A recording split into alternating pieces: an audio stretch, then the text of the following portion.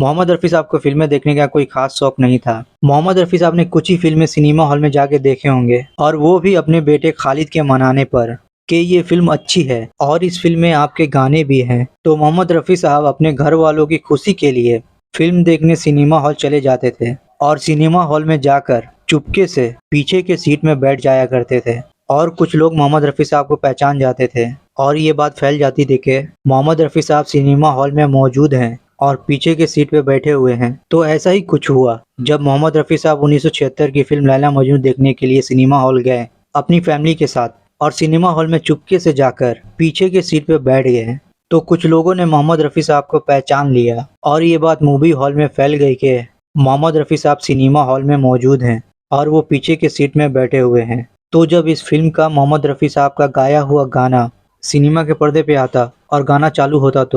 तो cinema hall में मौजूद लोग मोहम्मद रफ़ी साहब का गाना सुनकर सीटी तालियां बजाना शुरू कर देते और मोहम्मद रफ़ी साहब की तरफ मुड़कर कहते थे कि वाह रफ़ी साहब वाह, आपका जवाब नहीं। और जब गाना खत्म होता तो वाह वाह कहकर रफ़ी साहब जिंदाबाद के नारे लगा देते। ऐसा ही फिर हुआ जब मोहम्मद रफ़ी साहब 1977 की फिल्म अमर अकबर एंथोनी देखने के लिए सिनेमा हॉल गए। जब मोहम्मद रफ़ी साहब का गाना सिनेमा के पर्दे पे आता और बजता तो